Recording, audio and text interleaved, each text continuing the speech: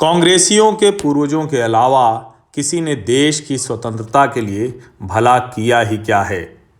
नमस्कार, मेरे सामाजिक परिवार के सभी सदस्यों को यथोचित अभिवादन, राम राम।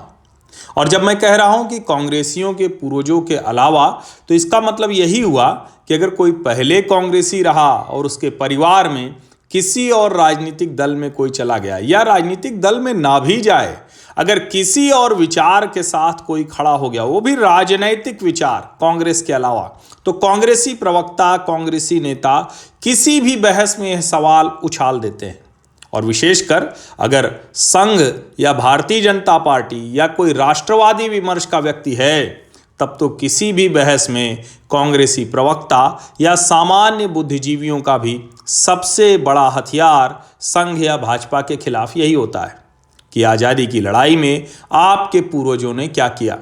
वैसे तो इसका सबसे आसान जवाब यही है कि जब कांग्रेस आज़ादी की लड़ाई लड़ रही थी तो पार्टी नहीं थी जिसे चुनाव लड़कर एक परिवार को सत्ता सौंप देनी थी। देश की स्वतंत्रता का सपना लिए हर कोई कांग्रेस के साथ खड़ा था, लेकिन इससे बात समझ आएगी नहीं, बुद्धि कुंद हुए लंबा समय हो चला है। अब थोड़ा आसानी से समझाता हूं। बाल गंगाधर तिलक कांग्रेस के बहुत बड़े नेता थे। स्वराज्य हा माझा जन्म सिद्ध हक आहे, आणी तो मी मिलवड़ाराज। स्वराज्य हमारा जन्म सिद्ध अधिकार है और इसे हम लेकर रहेंगे। इस नारे को देने वाले नेता बाल गंगाधर तिलक को कांग्रेस के वही नेता बर्दाश्त नहीं कर सके थे जिनके आगे बढ़ते परिवार में सिमटते कांग्रेस की दुर्दशा हुई है। उस समय नरम दल गरम दल करके कांग्रेस के नेताओं को चिन्हित किया जाता था। उसी नरम दल और गरम दल में से सत्ता दल बनाने की प्रक्रिया भी शुरू हो चुकी थी और 1939 में सुभाष चंद्र बोस को बाहर करने के बाद से सत्ता दल गांधी जी की सरपरस्ती में बेहद मजबूत हो चला था। गरम दल लगभग बाहर हो चुका था और नरम दल सत्ता दल वाली कांग्रेस में अपनी स्थिति बचाए रखने में लग गया था। दरअसल 1905 के बंग भंग आंदोलन ने बाल गंगाधर तिलक को राष्ट्रीय नेता बना दिया था।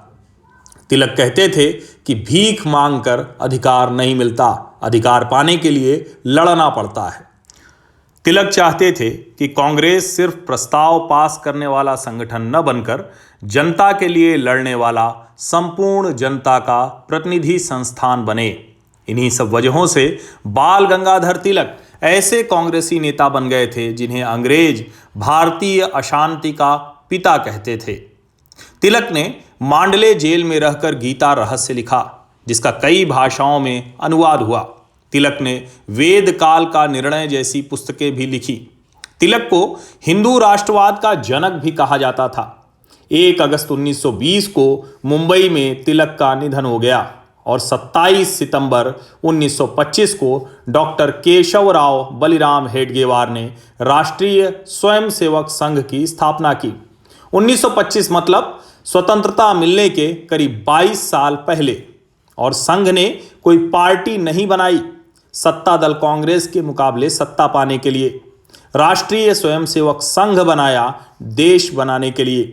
स्वतंत्रता के बाद सत्ता पाने के लिए उस समय कोई दल बना लेना इतना कठिन भी नहीं था, लेकिन सत्ता कैसे बना बिगाड़ सकती है इसका अनुमान इससे लगाइए कि अंग्रेजों की सत्ता के दौरान भी वही बड़े कांग्रेसी नेता बन सके जिन्हें अंग्रेजों ने पसंद किया या चाहा।